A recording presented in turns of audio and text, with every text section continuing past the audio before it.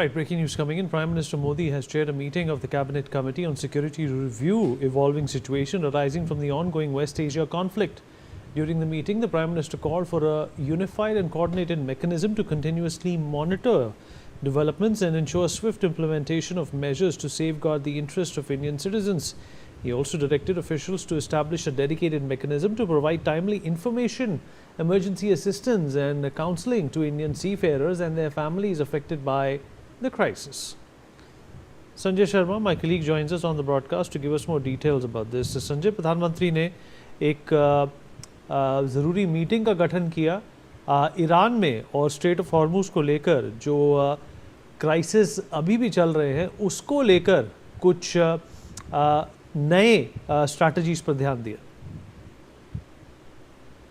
देखिए, central Asia में जो संकट, जो क्राइसिस चल रहा है उसको लेकर के प्रधानमंत्री नरेंद्र मोदी ने आज CCS cabinet committee on security की आज एक्सटेंडेड मीटिंग बुलाई थी, जिसको लेकर के प्रधानमंत्री मोदी ने चिंता व्यक्त की थी कि अगर ये वार लंबा चलता, लंबा बढ़ता और अगर इसमें अगर हॉर्मुज पूरा बंद हो जाता तो भारत में सप्लाई में किन किन चीजों का संकट आने वाले दिनों में किस किस चीज की दिक्कत भारत में पैदा हो सकती। तो इसको लेकर के सभी मंत्रियों ने अपने अपने प्रेजेंटेशन दिए थे। इस बैठक में केंद्रीय मंत्री पीयूष गोयल मौजूद थे, केंद्रीय वित्त मंत्री निर्मला सीतारमण मौजूद थी, कॉमर्स मिनिस्टर पीयूष गोयल बैठक में मौजूद थे, शिपिंग मिनिस्टर सर्बानंद सोनोवाल बैठक में मौजूद थे।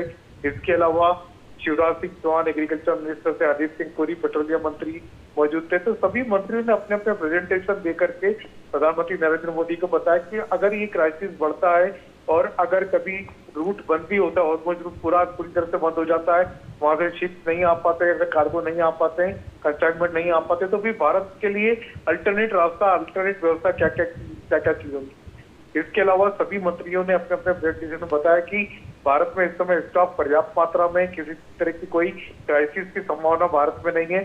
चाहे फर्टिलाइजर के स्टॉक की बात करें, जेपी नड्डा बैठक में मौजूद थे, उन्होंने फर्टिलाइजर की डिटेल बताई कि फर्टिलाइजर की और केमिकल की क्या स्थिति है, दवाइयों की क्या स्थिति है और साथ ही साथ फूड की क्या स्थिति है, ये अलग अलग मंत्रियों ने बताया।